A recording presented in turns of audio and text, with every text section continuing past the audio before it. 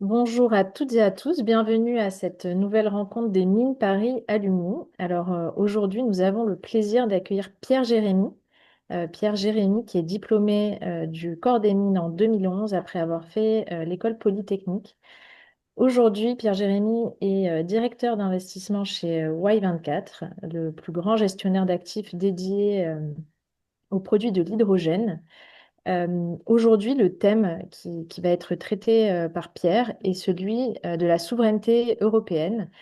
Cela fait écho notamment à un traité, un ouvrage, on va dire, qui a été paru dans le think tank Terra Nova au printemps 2025, qui est accessible d'ailleurs, téléchargeable dès maintenant si vous le souhaitez. Nous avions mis le lien dans la présentation de cette rencontre.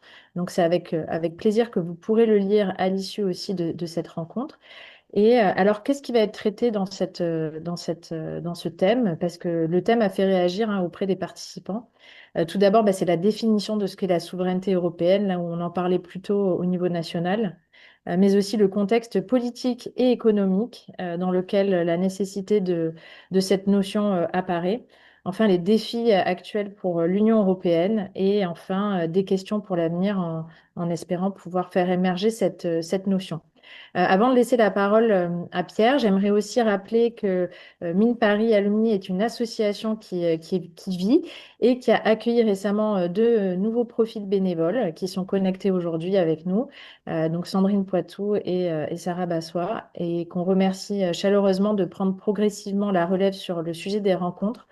N'hésitez pas à vous manifester si vous souhaitez devenir bénévole ou à cotiser aussi à l'association qui vit grâce à vos dons. Je laisse la parole à Pierre Jérémy et je vous remercie pour votre participation aujourd'hui. Et comme d'habitude, il y aura 20 minutes de questions à l'issue de la présentation de Pierre. Merci à toutes et à tous. Eh bien, merci beaucoup, Émilie, et ravi d'échanger avec vous aujourd'hui. Alors, peut-être pour introduire un petit peu le contexte de ce rapport, en fait, tout prend racine dans mon expérience précédente dans le secteur public, où j'étais en cabinet au ministère de l'Énergie entre 22 et 24, et où j'ai pu constater que le mot souveraineté, sous toutes ses formes, avait proliféré dans le discours politique et qu'il était en fait devenu assez omniprésent. En témoigne le fait que depuis 2022, la France a constamment eu deux ministères qui avaient souveraineté dans leur intitulé au moins, le ministère de l'économie, des finances et de la souveraineté industrielle et numérique, ou souveraineté industrielle et énergétique, d'une part, donc en gros Bercy, et d'autre part le ministère de l'agriculture et de la souveraineté alimentaire, euh, historiquement ministère de l'agriculture. Pour autant, ces notions, qu'est-ce que c'est que la souveraineté énergétique, la souveraineté industrielle, la souveraineté numérique ou la souveraineté alimentaire n'étaient jamais définies très clairement. Et à vrai dire, quand on en parlait avec les principaux intéressés, on voyait que selon à qui on parlait, c'était jamais la même définition. Pour certains, la souveraineté, c'est l'indépendance, pour d'autres, c'est l'autarcie, pour d'autres encore, c'est l'autonomie. Parfois, c'est juste la capacité à décider pour soi-même et à maîtriser son destin. Et un bon exemple de cette confusion, je pense qu'on peut en citer deux. Le premier, c'est le déplorable épisode du Doliprane, qui a eu lieu en fin d'année dernière. Donc, pour rappeler le contexte, Sanofi souhaitait vendre Opella, qui est sa branche qui fait le conditionnement de molécules achetées à d'autres pour produire des médicaments très génériques en France, notamment le conditionnement du Doliprane. Et le projet de vente de cette entité à un fonds américain a suscité beaucoup d'émoi dans la classe politique, qui a conduit finalement l'État à demander à BPI France de prendre quelques pourcents au capital de cette entité sans bloquer la cession. Alors, on voit pas bien ce que le Doliprane a à voir avec la souveraineté pharmaceutique de la France, puisque c'est une molécule parfaitement générique et qu'il ne s'agissait que de son conditionnement. Que par ailleurs, c'est pas un produit qui est critique dans le système de soins. Je veux dire, c'est essentiellement une démo de tête et que par ailleurs, le fait que ça soit sous capital américain ou avec quelques pourcents de BPI sans droit de gouvernance, on voyait pas non plus très bien quel rapport ça avait avec la moindre idée de souveraineté. Mais malgré tout, il y a eu cette espèce de totem politique qui a été agité, euh, précisément parce qu'il y avait cette confusion dans la définition. Autre exemple, il y a maintenant 3 semaines, pour la première fois depuis plusieurs décennies, la France a eu une balance commerciale déficitaire sur les produits agricoles. Ça a été abondamment commenté comme étant le symbole d'une perte de souveraineté agricole ou perte de souveraineté alimentaire. En réalité, quand on approfondit les chiffres, on voit qu'en fait la balance agricole nette des vins et spiritueux est en fait déficitaire depuis beaucoup plus longtemps, que jusqu'à présent la France était exportatrice nette de produits agricoles seulement parce qu'on est très gros exportateur de vins et spiritueux. Mais si on regarde sur les autres produits agricoles, on est déjà importateur en valeur. Et après, reste la question de qu'est-ce qu'on veut dire par souverain alimentairement? Est-ce qu'on veut dire être autonome sur notre sol pour assurer la satisfaction de tous les besoins alimentaires de 60 millions de Français, auquel cas on ne le sera jamais. On ne sera jamais autonome en bananes et en cacao pour alimenter les 60 millions de Français sur notre sol, même avec les dom-toms. Est-ce qu'on veut dire être capable de couvrir 2000 calories par habitant par jour sur 60 millions d'habitants avec les productions domestiques, auquel cas peut-être qu'on l'est encore? Est-ce qu'on veut dire être souverain sur certains produits en particulier qu'on juge spécifiquement importants? On peut constater que dans d'autres pays qui se posent depuis plus longtemps que nous la question de la souveraineté alimentaire, les réponses sont pas toujours les mêmes. L'Égypte a fait le choix d'être importatrice nette de céréales, mais d'avoir un contrôle très fin de la chaîne de distribution des produits céréaliers jusqu'à leur équivalent de la baguette au consommateur final. Dans d'autres pays, notamment en Asie, ça passe plutôt par des systèmes de réserve stratégique de riz qui permettent d'amortir les chocs de prix ou de disponibilité du riz. Alors, concrètement, si on revient sur la question de la définition de la souveraineté, ben, on peut identifier trois définitions distinctes de la souveraineté. Une première, euh, une première définition qui est celle du droit international, qui en fait trouve sa racine euh, dans le traité de Westphalie, donc 1678, qui est que un souverain, c'est quelqu'un qui est reconnu comme souverain par les autres souverains. C'est une définition qui a l'air assez tautologique, mais en pratique, c'est celle qui est largement utilisée en relations internationales. Et c'est ce qui donne autant d'importance à la question de la reconnaissance des États par les autres États. Euh, on peut en retenir en tout cas que la souveraineté comprend un élément de réciprocité, et j'y reviendrai très régulièrement dans la suite du travail, parce qu'il me semble que c'est toujours par là qu'il faut commencer. Deuxième définition, une définition de la souveraineté par des instruments de souveraineté ou par des attributs de la souveraineté. C'est la définition qui remonte à la Convention de Montevideo en 1931, qui définit un État comme un territoire sur lequel s'exerce et auquel se limite une souveraineté, donc il y a un élément de territorialité, et sur lequel on dispose d'attributs qui permettent l'exercice effectif de ce pouvoir légitime. Et donc, pour reprendre un proverbe yiddish assez connu, euh, une langue est un dialecte avec une armée et une flotte. Et je trouve que c'est Eine Sprache ist ein Dialekt mit Armee und Flotte. C'est d'autant plus rigolo que cette phrase en yiddish, en fait, montre à quel point c'est un dialecte de l'allemand, donc c'est très touchant. Dernière citation et dernière définition de la souveraineté. On est obligé d'en passer par là, puisque c'est quand même un des grands auteurs qui a réfléchi à cette question, malgré son arrière-plan sinistre. La définition de Carl Schmitt, qui définit le souverain comme celui qui décide lors de la situation d'exception, qui décide de l'état d'exception. C'est-à-dire que le souverain est celui qui peut suspendre l'ordre juridique qu'il a institué, mais également décider de ce qui est placé en dehors de cet ordre juridique, en dehors de ses frontières, et décider des règles qui s'appliquent dans cet ordre juridique. Donc dit autrement, le souverain politique, c'est un sujet qui n'existe qu'en vue du devenir qu'il se choisit pour lui-même. Le souverain, c'est celui qui est le sujet de sa propre histoire, qui n'est pas l'objet de l'histoire des autres.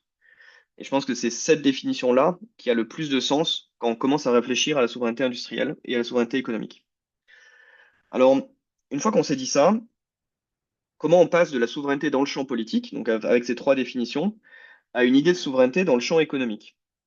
Et pour ça, je pense qu'il faut poser un deuxième élément de raisonnement important, qui, à ma connaissance, est assez original dans le rapport, qui est d'essayer d'établir une identité point à point et une identité dans les structures entre les différents concepts dans le champ politique et les différents concepts dans le champ économique.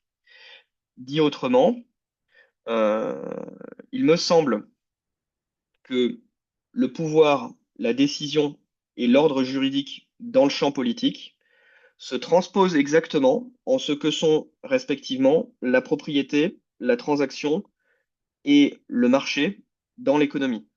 C'est-à-dire que le marché est un ordre économique dans lequel se réalisent des transactions entre des propriétés, de la même manière que l'ordre juridique est un système dans lequel s'exercent des décisions conformément à des pouvoirs qui y sont institués. Euh, comme je parle à des anciens élèves de l'école des mines, je peux dire quelque chose que j'ai répugné à écrire dans le rapport parce que ça faisait très pédant, mais je pense qu'on peut parler d'isomorphisme entre le champ du politique et le champ économique, c'est-à-dire qu'il y a à la fois une bijection point à point entre les concepts et également une préservation par cette relation des rapports entre les différents concepts. Une fois qu'on s'est dit ça, on peut alors dire que le souverain économique n'est jamais que le transposé dans le champ économique du souverain politique, c'est-à-dire celui qui est le sujet de l'ordre public économique, et donc celui qui est capable d'ériger un marché, d'en ordonner le fonctionnement, et de dépasser dans son action économique l'application mécanique des règles d'offre et de la demande pour agir librement en vue des fins qu'il s'assigne. Et donc on peut dire cette chose-là, que le souverain économique, c'est celui qui a le monopole des marchés, de la même manière que le souverain politique est celui qui a le monopole de la décision politique. Il a le monopole des marchés comme monopole de la création, de l'érection des marchés, monopole de la délimitation géographique et de la définition des acteurs, biens et services qui sont admis à participer au marché. Et enfin, il a le monopole d'exercice du pouvoir de marché, que ce soit par son action directe dans le marché, par les marchés publics ou par la régulation de certains marchés, mais également par la répression des positions ou la suppression des positions dominantes. Et donc, il a le rôle de s'assurer que seul lui a le pouvoir de marché. Et c'est pour ça que très vite, quand on s'intéresse à la souveraineté économique, on s'aperçoit de deux choses. C'est que la question de ce qui se passe aux frontières du marché est très important et est un élément de souveraineté économique majeur. C'est pour ça que les droits de douane, et dans la période actuelle, on le ressent bien, sont un élément de souveraineté fondamental au plan économique, qui d'ailleurs interagit fortement avec la souveraineté politique. Et deuxièmement, que le maintien de la police au sein du marché intérieur, et notamment la police de la concurrence, mais également la police de la qualité des biens, services et des participants de marché, est un élément clé de la souveraineté économique, de la même manière que dans la souveraineté politique, la police de qui est admis à participer à l'ordre juridique, pour y faire quoi et par quels moyens, est également un élément clé de souveraineté politique. Alors, une fois qu'on s'est dit ça, en fait, on s'aperçoit qu'en Europe, puisqu'on a un marché intérieur européen intégré, un marché unique, il fait assez peu de doute que s'il y a un souverain économique, il est de premier abord européen, puisque tous les éléments qu'on vient d'énumérer, décider de ce qui se passe aux frontières du marché intérieur européen, décider des éventuelles délimitations internes du marché intérieur européen, décider de qui a le droit ou pas d'exercer un pouvoir de marché, décider de ce qui se passe en termes de droits de douane, tout ça en fait est une compétence exclusive ou quasi exclusive de la Commission européenne et en tout cas du niveau européen. Et donc, il me semble que si aujourd'hui il y a un malaise dans la souveraineté, ou en tout cas une dissonance cognitive dans dans le sentiment par les Français de ce qu'est la souveraineté économique, c'est tout simplement parce que il y a toujours cette attente et cette impensée politique que les États membres demeurent souverains économiquement. Il s'avère qu'ils le sont politiquement, mais économiquement presque plus. Et en même temps, on n'a jamais complètement assumé ce transfert de compétences et on n'a pas complètement non plus achevé le fait de doter le niveau européen de tous les outils et de tous les attributs de souveraineté dont disposaient antérieurement les États avant 1995. Et donc on est entre le quai et le bateau. Et donc il y a un vrai sujet, c'est comment est-ce qu'on parachève cette construction d'une véritable souveraineté économique européenne qui puisse exercer sa pleine réciprocité par rapport aux souverainetés économiques avec lesquelles elle interagit, les États-Unis, la Chine, les autres grands blocs commerciaux mondiaux, sans pour autant déposséder de leur souveraineté politique les États. Est-ce qu'il y a un chemin de crête qui permet de progresser dans l'intégration économique européenne sans buter sur la contrainte du traité? Et donc, c'est dans cette perspective-là que j'essaie de réfléchir à qu'est-ce que, à traiter sur le fonctionnement de l'Union européenne constant, à traiter de Lisbonne constant, on peut arriver à faire pour faire progresser la souveraineté économique européenne et l'intégration européenne, sans pour autant bloquer sur les souverainetés politiques et en montrant enfin aux citoyens que l'Europe se saisit réellement de sujets de souveraineté économique qui sont au cœur des attentes de nos concitoyens.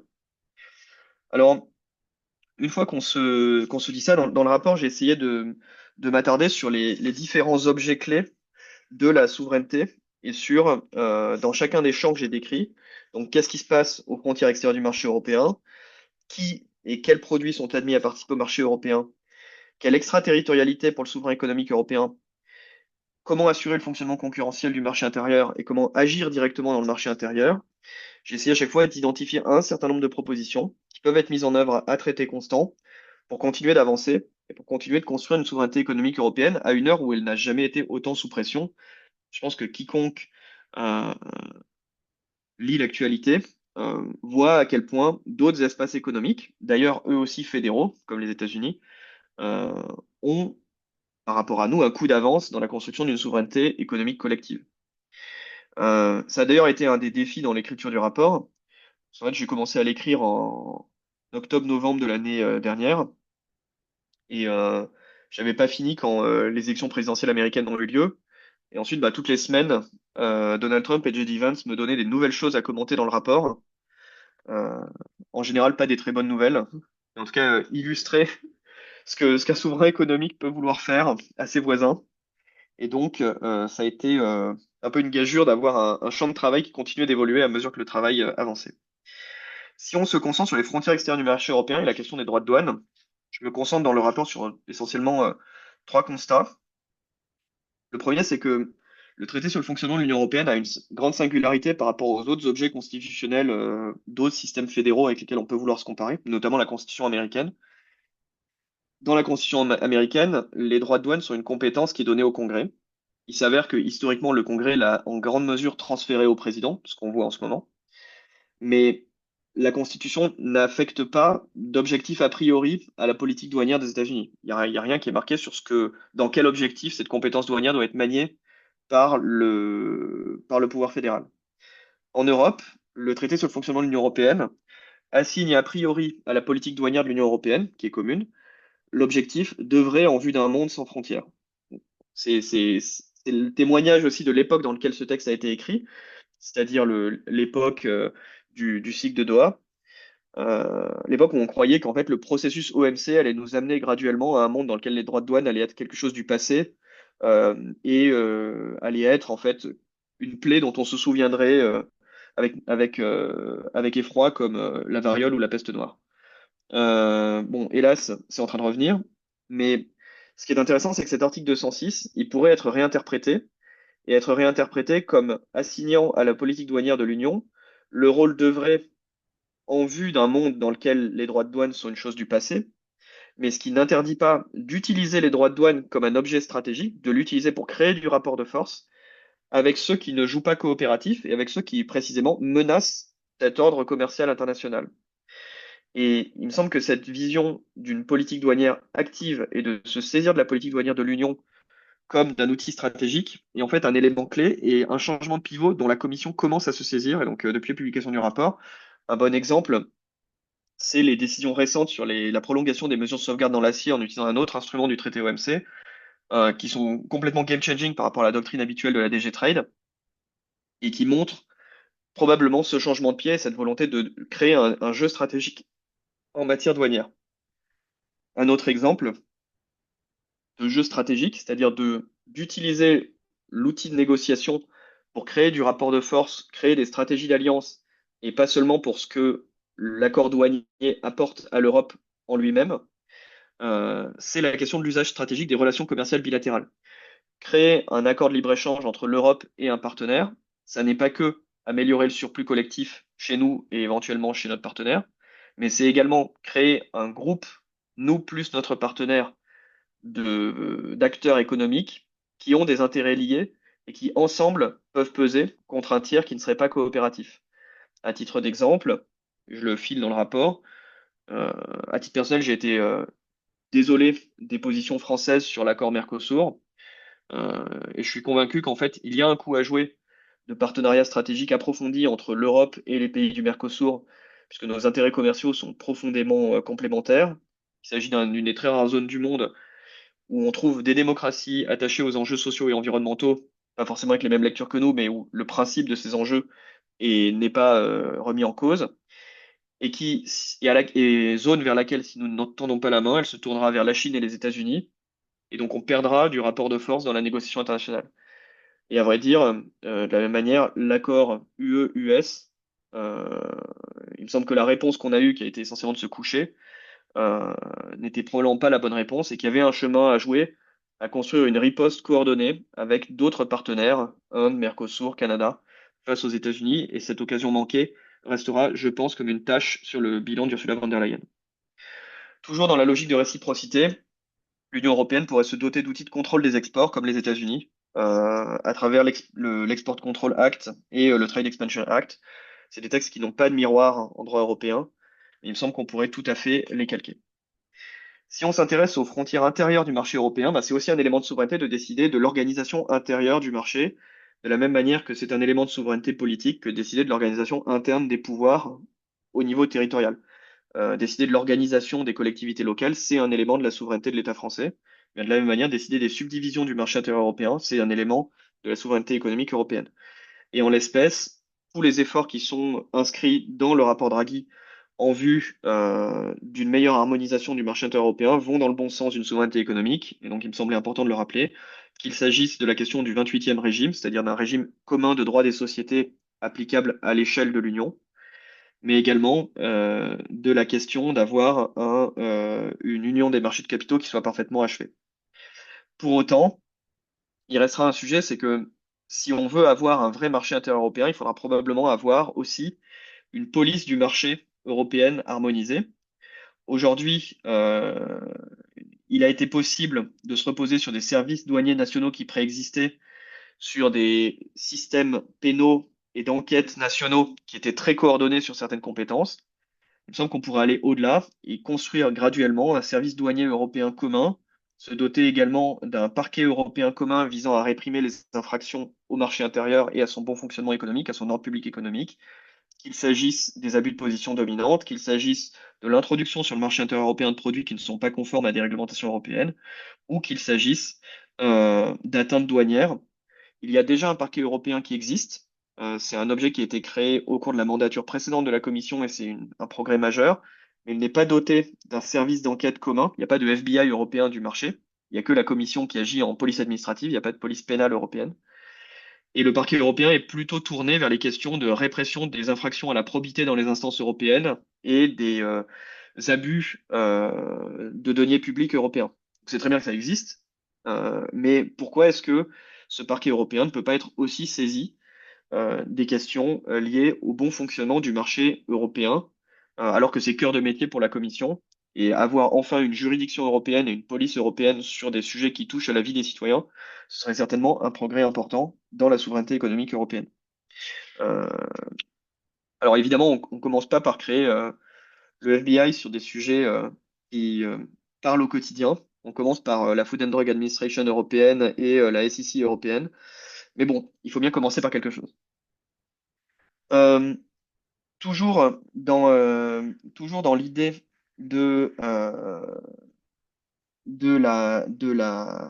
d'approfondir le fonctionnement de la souveraineté européenne, il y a également, il me semble, quelque chose à jouer autour de l'extraterritorialité.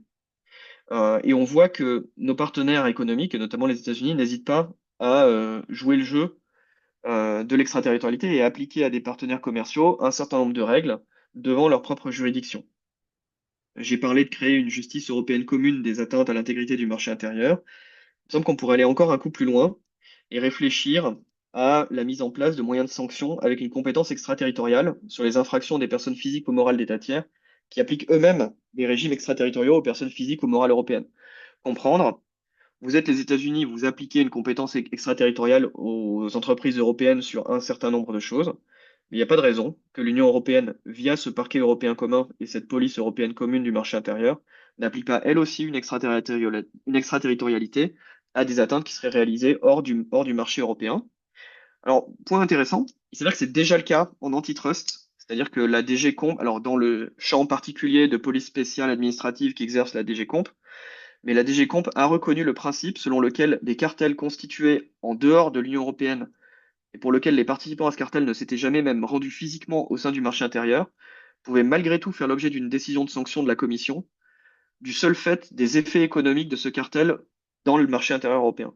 Donc en fait, l'Union européenne a déjà admis cette notion d'extraterritorialité dans le champ très particulier de l'antitrust, mais jamais évidemment dans d'autres domaines. Et il me semble que c'est en fait un chemin assez naturel de regarder ça.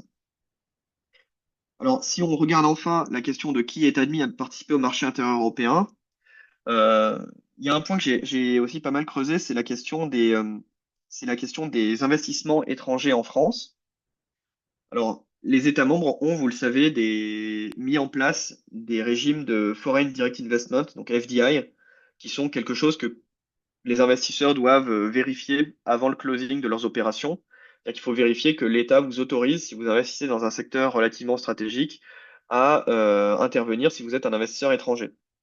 La France a à ce titre un régime qui s'appelle le régime de contrôle des IEF, l'investissement étranger en France, qui est au Code monétaire et financier, qui existe de longue date, qui fonctionne plutôt bien en France. Et depuis 2019, les autres États membres sont en train petit à petit de mettre en place ce type de mécanisme, notamment sous la pression de l'influence russe. Euh, c'est mis en place de manière assez disparate dans les différents États. Et en fait, ça m'a amené au cours du rapport à poser une question assez simple, c'est pourquoi au juste on contrôle les investissements étrangers en France et pas les investissements étrangers en Europe? Pourquoi la France pourrait contrôler un investissement belge dans une entreprise française? Quel sens ça a dans un marché intérieur où il y a une libre circulation des capitaux? Il y a peut-être des cas limites où on pourrait vouloir le faire, mais il me semble que la règle générale de contrôle devrait être transférée au niveau européen et que ce contrôle de la protection de la souveraineté économique et politique européenne vis-à-vis d'atteintes extérieures par l'investissement dans des secteurs critiques devrait relever du niveau européen et ensuite, évidemment, du régime de police et de justice que je propose dans le rapport. Dernier point, et je conclurai là pour qu'on puisse passer aux questions et laisser un maximum de place aux questions. Il y a également un champ important qui est l'action directe du souverain dans son marché.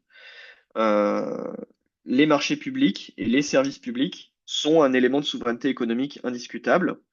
Il y a évidemment une très large diversité d'appréciations sur ce qui doivent relever du service public entre les États membres européens. Certains États membres ont choisi de privatiser un certain nombre de secteurs qui n'ont pas été privatisés ailleurs. Mais malgré tout, au moment où le traité a été écrit, et au cours des 15 années qui l'ont précédé, il y avait dans l'ensemble un consensus sur le fait d'ouvrir à la concurrence plusieurs secteurs. De la même manière, dans les débats au moment du traité, il y a eu un débat assez fort sur la notion de service d'intérêt économique général, qui est le cadre européen qui définit ce qu'est un service public. Euh, une des propositions du rapport, c'est de clarifier la liste des secteurs qui peuvent faire l'objet de ce régime des SIEG, des services d'intérêt économique général, pour que l'Union ait dans son ensemble des règles claires qui coordonnent des véritables services publics d'envergure européenne. Alors sur ce sujet-là, euh, il y a des règles implicites, c'est-à-dire que la Commission admet a priori que par exemple la continuité territoriale réalisée par des services publics maritimes est a priori un SIEG, que les services postaux sont en général des SIEG, mais on n'a pas de cadre clair avec une liste explicite de secteurs, ce qui suscite des arguties d'interprétation sans fin. Donc il me semble, un vrai sujet de rationalisation du cadre européen sur ces questions-là, dont le dernier moment de rationalisation date du paquet Monti-Creuse, donc ça remonte à maintenant quasiment 15 ans. Sur les marchés publics, il me semble que la vraie réponse, elle est là encore à trouver dans la mise en place d'un principe de réciprocité. Les États-Unis disposent du Buy American Act, qui impose une exigence de préférence nationale dans les achats publics financés par le gouvernement fédéral, qu'ils soient d'ailleurs réalisés par un mandataire public de niveau fédéral ou par un mandataire public de niveau inférieur, pour peu qu'il y ait un dollar d'argent fédéral qui soit mobilisé.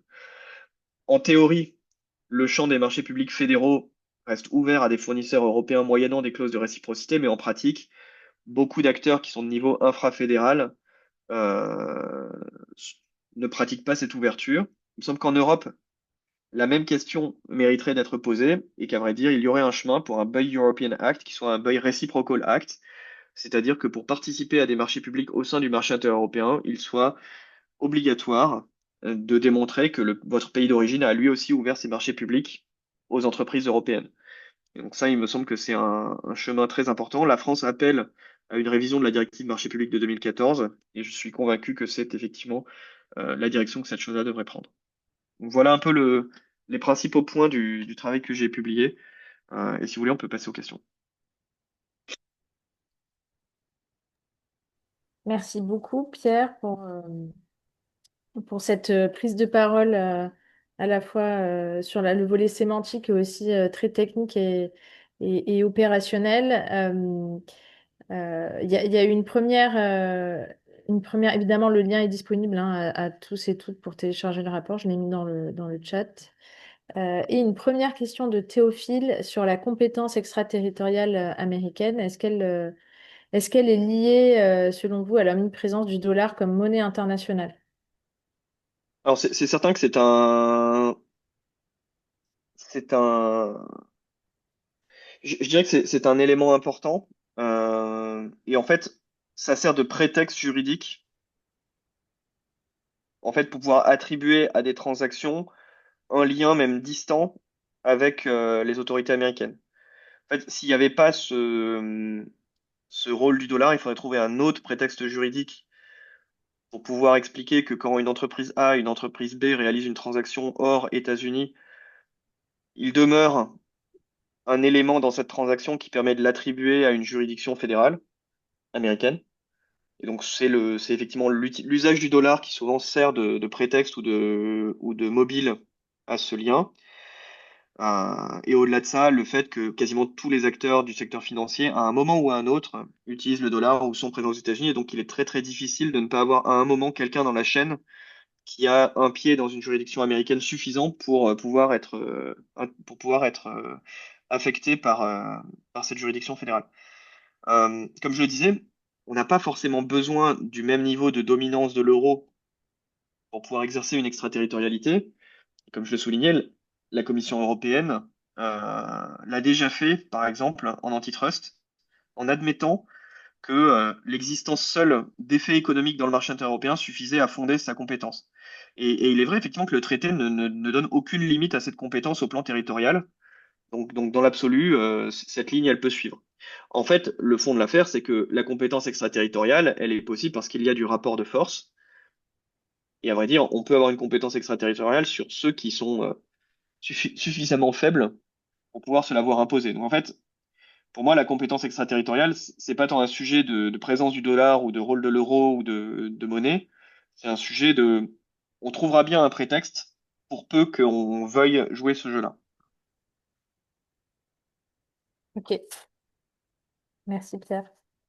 Euh, Nous avons un remerciement de la part d'Adrien Degrange, au cas où vous connaissez cette personne.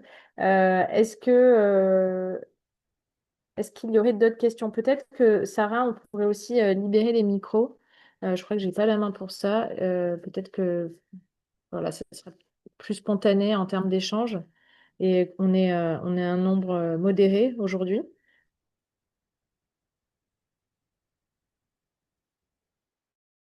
Oui, bien sûr.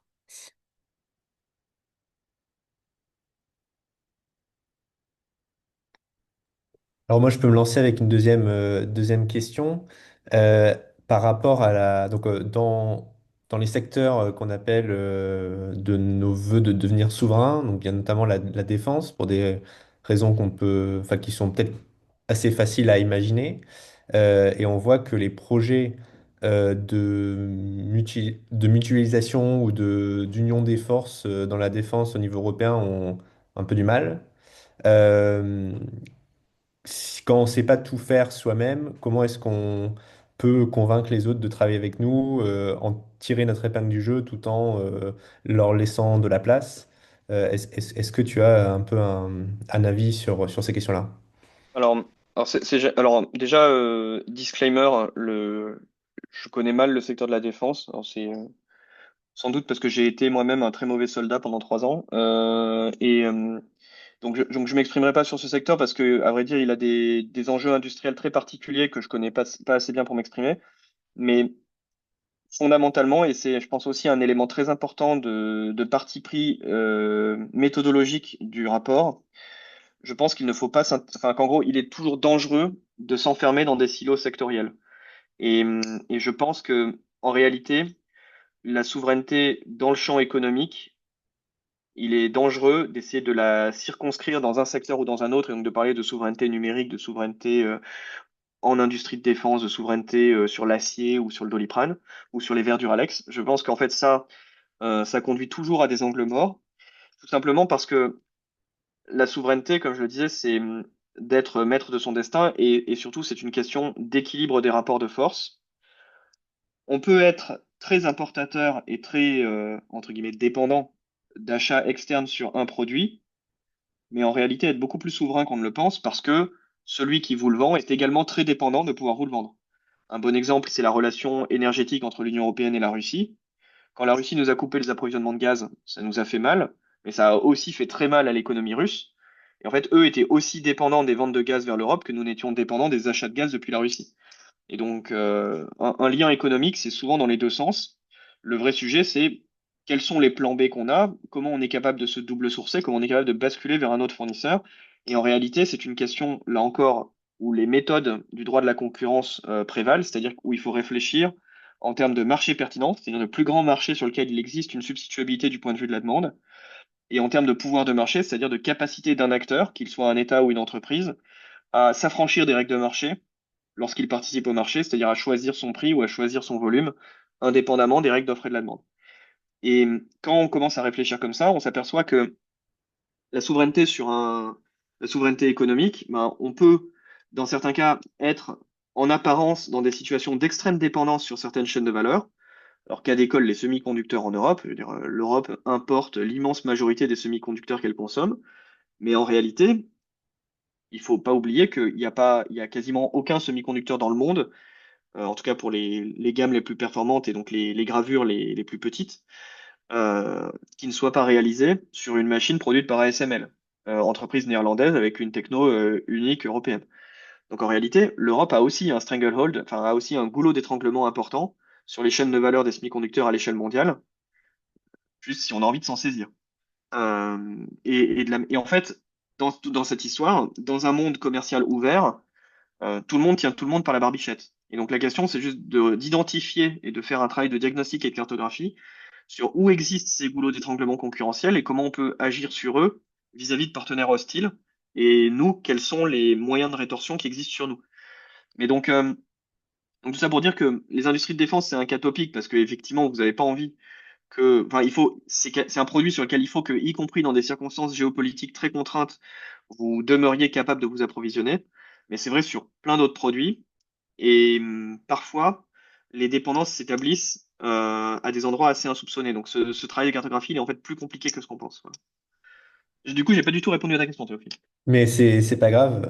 Et, alors, dans l'absence d'autres questions, mais je passe la parole avec plaisir.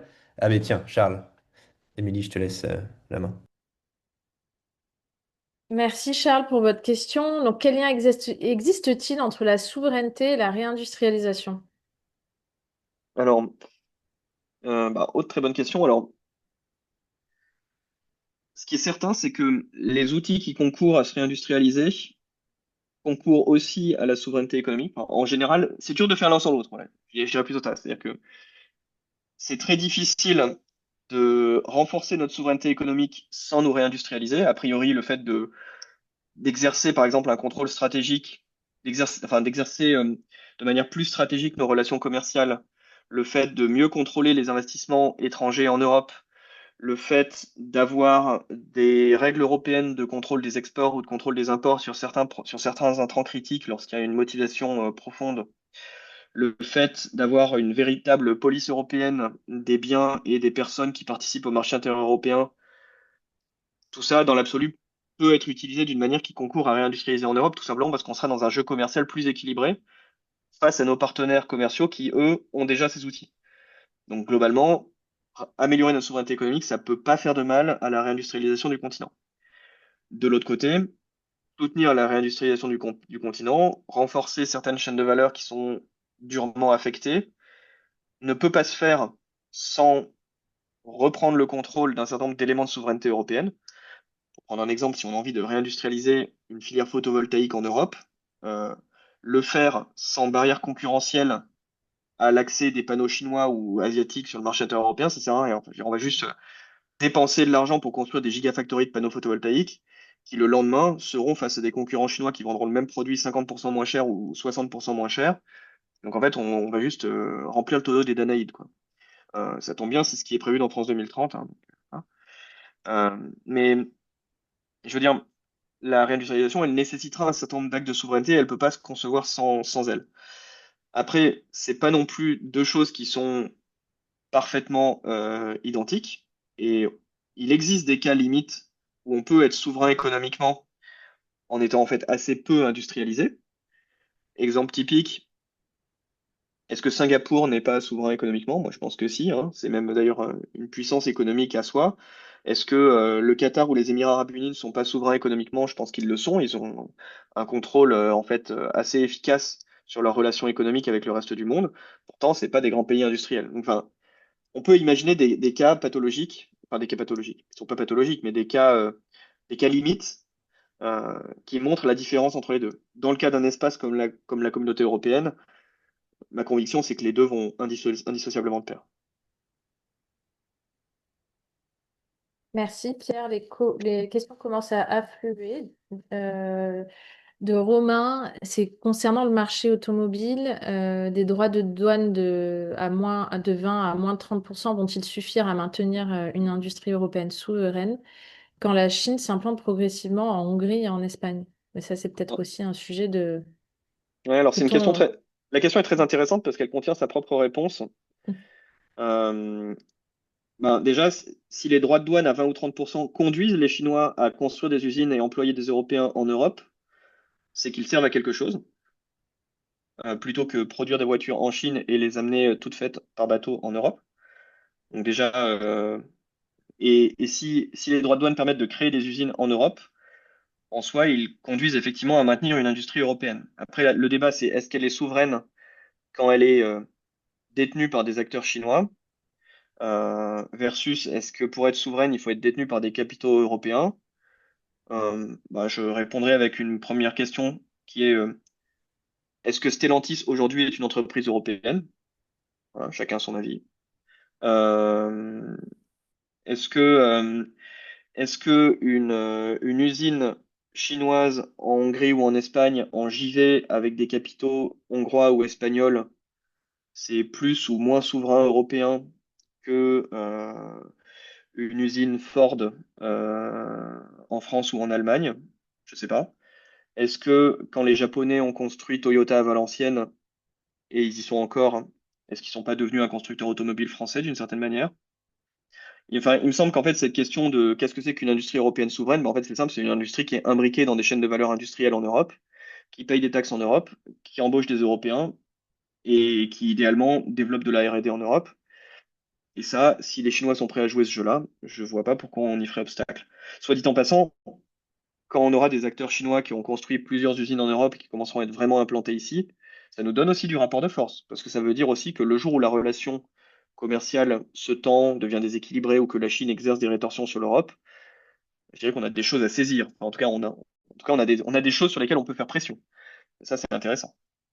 Et donc, en fait, les mêmes méthodes qui ont permis à la Chine de renforcer sa chaîne de valeur de l'automobile il y a 20 ans, en imposant aux constructeurs européens qui voulaient exporter en Chine d'être en JV avec des Chinois et de construire un outil industriel en Chine, exactement les mêmes méthodes, dans une logique de réciprocité, peuvent être utilisées pour faire de la chaîne de valeur chinoise un atout pour le renforcement de l'industrie automobile européenne.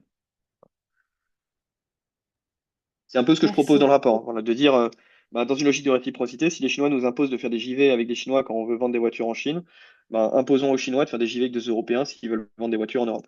C'est c'est- c'est pas dit de manière aussi simple dans le rapport, mais c'est un peu l'idée. Merci. Et alors, je me permets, avant de dire les autres questions, ça vient introduire un peu une complexité dans la définition. C'est maîtriser son destin, la souveraineté, mais un destin très, très intrinsèquement lié à celui des autres. Donc, Tout à fait. c'est... euh, C'est bien pour ça qu'on a besoin d'enchevêtrer les deux ou trois définitions. Ouais. euh, Alors, on a ensuite la question des voisins européens de Oudom. Effectivement, c'est pour que la souveraineté européenne puisse exister, il faudrait que cette question soit aussi celle que se posent les autres États. Ouais. Est-ce que cette notion est partagée aussi par les pays voisins? Parce que selon lui, c'est un prérequis fondamental pour avancer. Alors, c'est une très Est-ce bonne que vous remarque. partagez? Je dirais que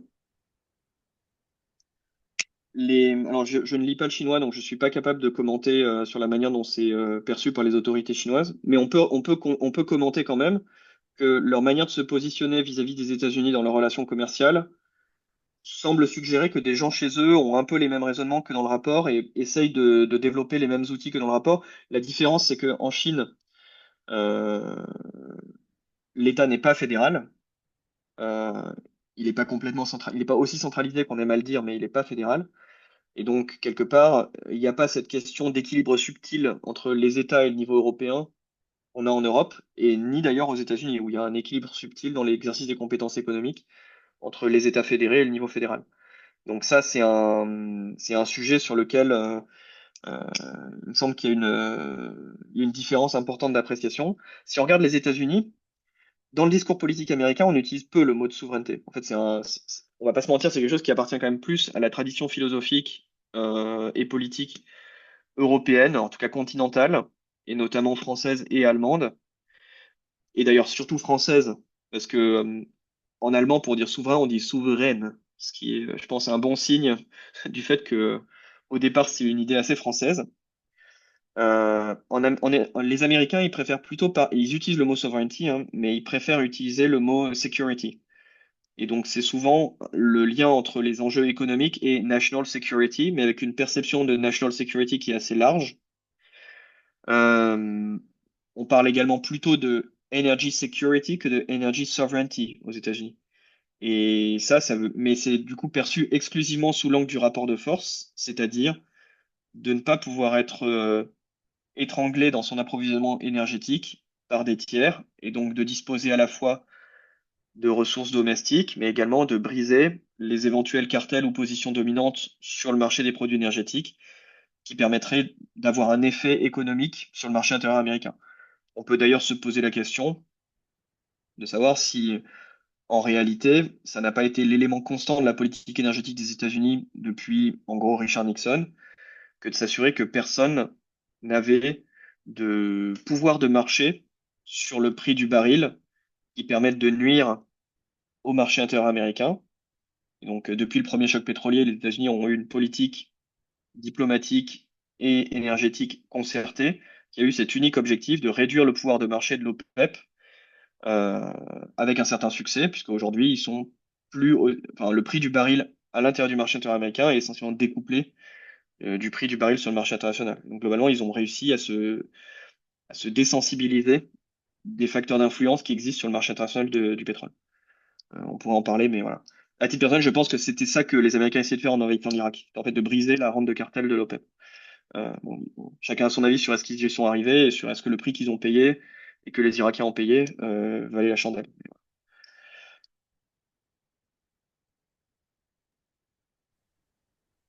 Merci Pierre. Donc, souveraineté, notion plutôt européenne et donc, a priori, enjeu partagé. Une question d'un lecteur, Henri, qui demande si c'est possible, pardon, de développer la notion de coopération renforcée qui apparaît plusieurs fois dans le rapport. Quels seraient des exemples de cette coopération renforcée? Alors, effectivement, dans le rapport, on parle à plusieurs reprises de créer des compétences uniques européennes sur un certain nombre de sujets. Euh, un parquet unique européen sur les questions d'atteinte au marché intérieur, une police européenne unique de contrôle d'un certain nombre d'atteintes aux personnes autorisées à participer au marché intérieur, aux biens. Euh, le créer à 27 États membres, ce sera très compliqué. Dans la plupart des cas, ça ne relève pas complètement de la règle de l'unanimité, donc on pourrait quand même faire des choses même à droit constant. Ça n'enlève rien au fait que sur plusieurs sujets, on pourrait tout à fait imaginer de fusionner des autorités de contrôle entre plusieurs États membres dans un régime de coopération renforcée. Pour prendre un exemple, hein, mais pourquoi avoir des autorités de la concurrence nationale, des autorités des marchés financiers nationales dans des groupes d'États membres où la relation économique est extrêmement forte? Euh, et pour prendre un exemple, euh, est-ce que sur le chemin de la création d'une autorité douanière commune européenne, il n'y a pas une première étape qui est de fusionner des autorités douanières entre États membres qui ont des relations commerciales extrêmement intenses, comme la France, l'Allemagne et le Benelux? On pourrait probablement imaginer d'avoir une douane unique sur un groupe d'États membres qui travaillent de manière déjà très rapprochée. C'est en partie déjà le cas parce que la coopération est hyper forte, les règles de contrôle sont très très homogènes et les services sont en pleine coopération entre eux, notamment sur des questions de partage du renseignement. Mais voilà, on pourrait probablement aller plus loin et ce serait un bel objet de construction européenne.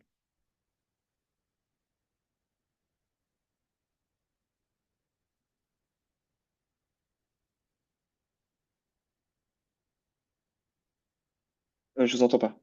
Émilie, vous êtes mutée. Oui, excusez-moi. Je Moi, je disais vous en qu'il prie. restait trois questions. Merci.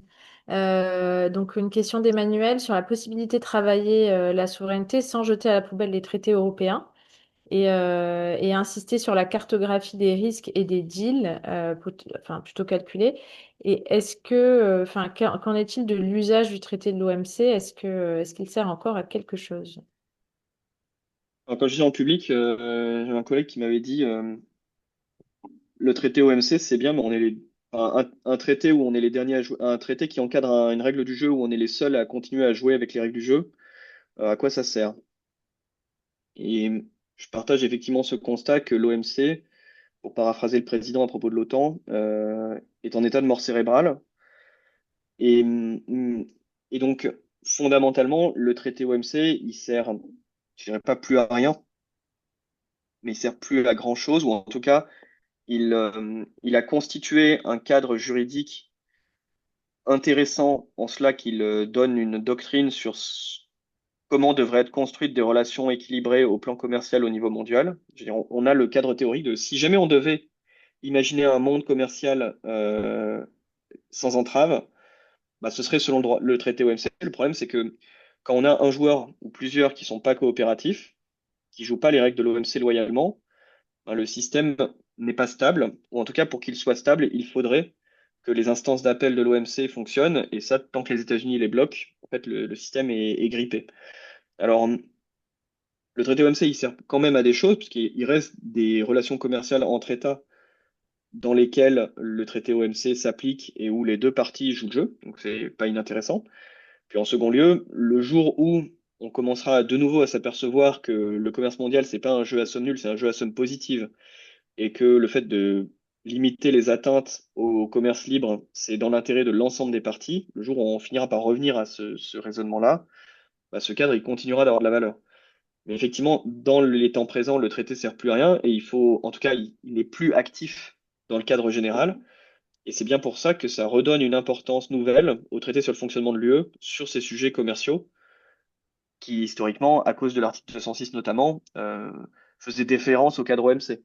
Et d'ailleurs, la DG Trade à Bruxelles euh, se voyait, je pense, il y a encore 5 ans, comme étant d'abord la gardienne du temple du respect du traité OMC par l'Union européenne, avant d'être la gardienne du respect du traité sur le fonctionnement de l'Union européenne. Ce qui est, je dirais pas que c'est un dévoiement, mais ce qui conduit forcément à un changement d'approche aujourd'hui. Merci, merci beaucoup. On a une dernière question de Christian qui fait référence aussi à la souveraineté environnementale que vous avez évoquée au tout début, parce que donc on a des objectifs au niveau européen en matière climat, décarbonation, qui donc est au croisement des souverainetés politiques et économiques. Et dans le monde, enfin, avec les coups de boutoir des US et la force industrielle chinoise dans ce domaine, comment on peut préserver ces objectifs? Est-ce qu'il faut continuer à les raboter ou est-ce qu'ils ont encore de l'avenir devant eux? Bon, alors, je dirais que c'est vraiment le cas, c'est un cas très intéressant parce que déjà, c'est un cadre, alors j'en parle pas mal dans le rapport, c'est un cadre dans lequel nos objectifs climatiques et énergétiques d'atteinte de la neutralité carbone en 2050 nous ont amené à développer des outils en droit européen, et notamment le système de quota carbone et le mécanisme d'ajustement carbone aux frontières, qui ont des effets proliférants, c'est-à-dire qui ont des effets extraterritoriaux, c'est-à-dire qui amènent nos partenaires commerciaux à eux aussi s'intéresser à la politique climatique. Et quand on parle avec les autorités japonaises, chinoises ou brésiliennes, ils le disent de manière très franche. Ils vous disent, nous, on fait de la politique climatique, on s'intéresse au sujet climat, on met en place des quotas carbone, en Chine notamment, et on le fait parce que vous, les Européens, vous avez fait le mécanisme d'ajustement carbone aux frontières, et que si on veut continuer d'exporter nos produits chez vous, il faut qu'on joue le jeu du climat et qu'on démontre qu'on vous exporte des produits qui sont bas carbone. Et donc, en inventant le mécanisme d'ajustement carbone aux frontières, l'Europe a imposé ses règles, ou en tout cas a imposé le fait de s'intéresser au climat au reste du monde. Juste parce qu'on est un marché de 450 millions de personnes qui est, je vais pas dire incontournable, mais qui en tout cas a un intérêt pour nos partenaires commerciaux. On le fait dans d'autres domaines, par exemple le règlement méthane, qui est un texte qui est complètement passé inaperçu, qui date de 2023, qui dit que si vous voulez exporter du gaz naturel en Europe, il faut que vous montriez que vous avez limité les fuites de méthane en amont dans le pays producteur de gaz. Pourquoi? Parce que le méthane, c'est un pouvoir réchauffant fois 25. Et donc réduire les fuites de méthane du secteur de l'exploitation gazière, ça réduit énormément le changement climatique. L'Europe a imposé ça, donc c'est un texte qui s'impose à des gens qui sont nos partenaires commerciaux. Et aujourd'hui, quand on va dans des conférences du secteur gazier, euh, bah, tout le monde en parle. En fait, tout le monde parle de comment je fais pour réduire mes fuites de méthane. Donc, en fait, l'Europe a eu un effet sur l'action climatique mondiale par sa politique d'accès au marché intérieur européen, juste parce qu'on est un tellement gros importateur de gaz dans le monde qu'une fois qu'on a décidé un truc, bah, les autres sont obligés de suivre. Alors, le vrai sujet, c'est que les USA, eux aussi, sont très importants dans le jeu commercial mondial et les États-Unis, et ont décidé que le sujet climatique n'était pas leur priorité politique. Et même que le fait que d'autres aient cette priorité politique était une atteinte à leurs intérêts stratégiques. On le voit en ce moment dans les débats sur l'accord sur les émissions et la décarbonation du secteur maritime qui est en cours de négociation à l'IMO, avec une séance d'ailleurs qui doit être en cours en ce moment même et se terminer demain, pour essayer de finaliser le cadre de décarbonation du secteur maritime mondial. Et où les États-Unis ont dit, il n'est pas question que l'ONU fixe des règles de décarbonation du secteur maritime mondial. On va voir.